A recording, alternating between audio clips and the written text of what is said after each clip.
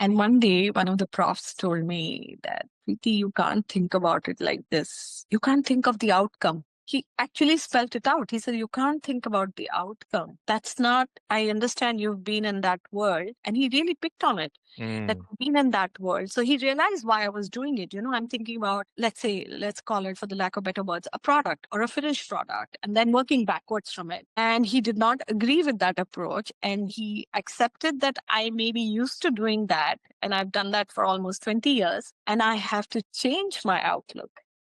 I have to lose the structure. It was hard. Mm.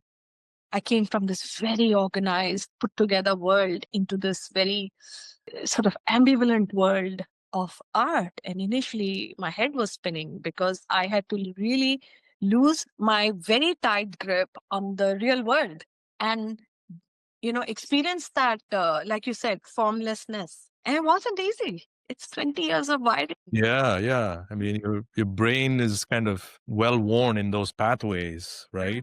Mutely, and it was challenging, I will admit.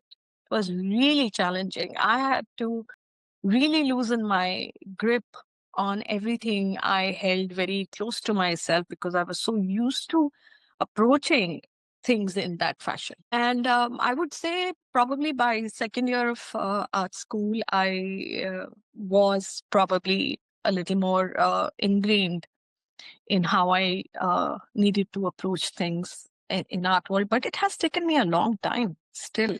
Yeah. I sometimes, when I find myself doing certain things in unstructured, I won't say artists are not structured.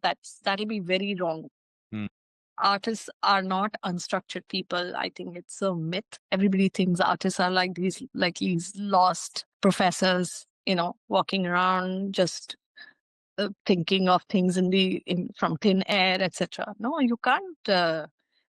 That's not how you can make something which is valid and concrete and wholesome. Comes from somewhere. So you have to structure your thought process. Like that can't be unstructured as an artist, right? But it was a problem initially.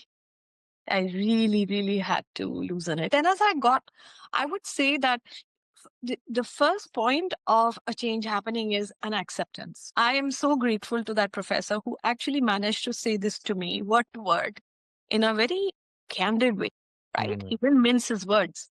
He just told me as he saw it that I'm acknowledging that you've done this, but I'm telling you it will not work here. I'm so grateful to him.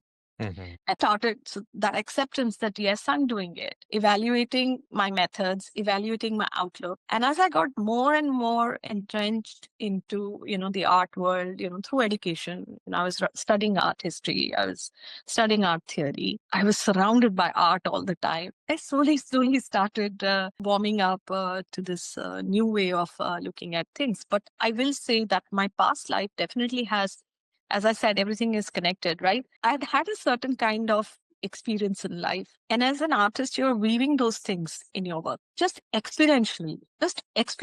Like I've had a life rich with, it's given me an opportunity to look at people, relationships, human behavior at a very close quarter, all kinds of human behaviors. And at all levels, you're dealing with a CEO. I remember one time when I interacted very briefly with Dalai Lama. Oh, wow. There are creatives, there are artists, there are business people, there are heads of states, etc. It's like the entire spectrum of humankind out there is something that I have gone through. I am blessed and I feel grateful for that. Sometimes when I think of, oh, had I started this back in the day, I would have had an additional 20 years of experience of being an artist. Mm. I do not live in that regret at all because I know what I gained in those 20 years is equally valuable. Yeah. And I may not today be able to fully translate that yet into things that I want to make, create, speak about.